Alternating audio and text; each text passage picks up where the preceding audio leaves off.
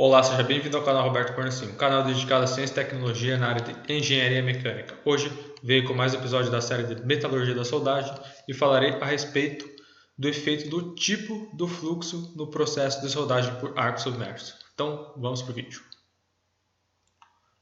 Primeiramente, já vou começar aqui apresentando o efeito do fluxo com um estudo realizado aqui pelo autor Burke. É só relembrando que o livro que eu utilizo aqui como base para essa série de metalurgia da soldagem é o livro do Welding Metallurgy, do autor Cole, beleza? Então, vamos lá. Então, aqui nesse estudo, o que ele analisou? Ele analisou a variação da quantidade de oxigênio no metal. E como variáveis, ele utilizou três tipos de componentes no fluxo, três composições distintas no fluxo. Então, um fluxo era composto por 40% de dióxido de silício e o restante ficava de acordo com a composição do fluxo de adição, que foi o óxido de ferro, o óxido de cálcio e o fluoreto de cálcio. Então, esse seria aqui o que representa pela palavra flux addition, que é o fluxo de adição. E o complemento dessa porcentagem, por exemplo, se eu tenho 40% de dióxido de silício e 20% por exemplo, de um fluxo que eu selecionei aqui, seria o fluoreto de cálcio, então 40 mais 20 dá 60.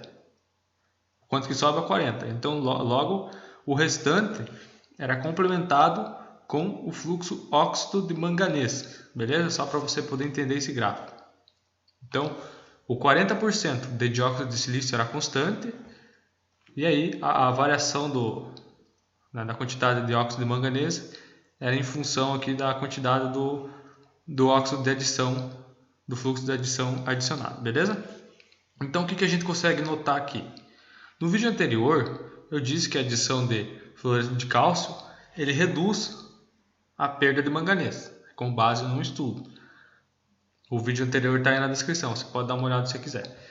Então, com base nesse estudo, a gente pode observar que com a adição de fluoreto de cálcio, até uma determinada quantidade, o oxigênio no metal de solda cai de uma forma significativa, quando a gente compara como se não tivesse esse elemento. Então, se eu não tivesse esse elemento, eu teria 0,04% do peso do metal de solda de oxigênio. Quando eu adiciono esse fluxo, cai para aproximadamente aqui 0,005. Então, você reduz bastante. Você reduz aí quase 8 vezes esse valor. Então, é uma quantidade bem significativa.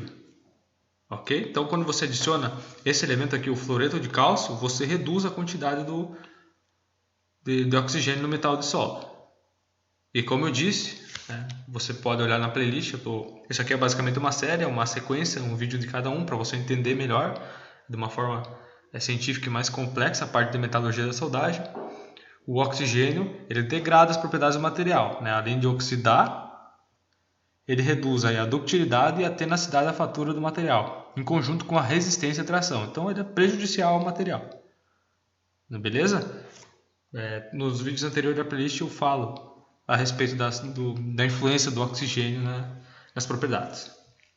Bom, aí o outro fluxo de adição adicionado, que é analisado, foi o óxido de cálcio. E ele chegou à conclusão que a queda ocorre, mas não é tão significativa quanto a adição de fluoreto de cálcio.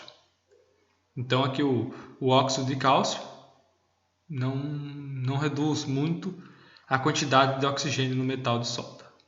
Agora, quando ele utilizou o óxido de ferro, a quantidade de oxigênio aumentou significativamente.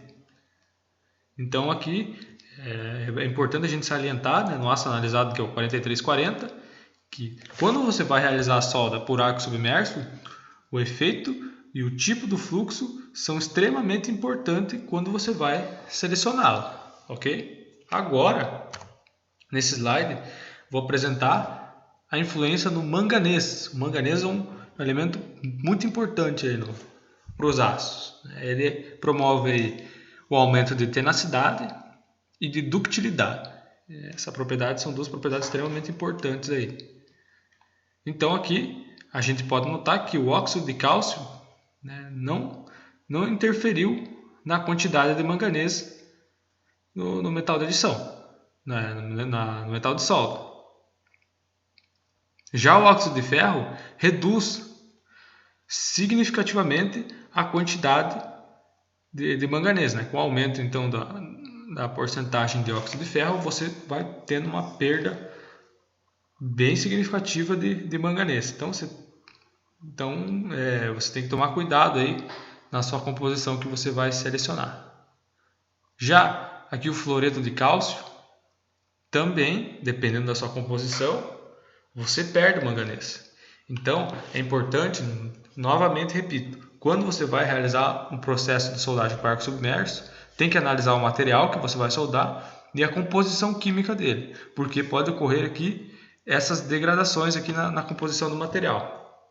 Então, quando a gente analisa, né, o custo-benefício, dependendo da quantidade, eu tenho que selecionar a composição correta para mim não ter perda de manganês e ter o mínimo possível de oxigênio decomposto no meu metal de solda.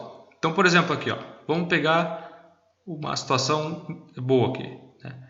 10% do metal de adição, do fluxo de adição de fluoreto de cálcio. Então, se eu peguei um fluxo de 10% de fluoreto de cálcio, 50% de óxido de manganês e 40% de dióxido de silício, né, que foi, como eu disse, o estudo, essa porcentagem foi constante, eu tenho aqui, né, a quantidade se mantém praticamente constante de manganês, né? Eu não tenho perda de manganês com essa composição de fluxo que eu seleciono. Agora vamos analisar a mesma condição com oxigênio. Então, se eu pegar e colocar um fluxo com a mesma composição aqui de 10%, eu vou ter baixa quantidade de oxigênio no metal de solda. E isso é extremamente interessante. Então, isso aqui seria uma opção interessante para mim soldar o aço 4340 pelo processo de soldagem por arco submerso. Então, a escolha do fluxo é de extrema importância, ok? Então, por esse vídeo era isso. Se você gostou, deixa um like. Até o próximo vídeo. Também, se ficou com alguma dúvida, deixa nos comentários aí que eu vou te ajudar.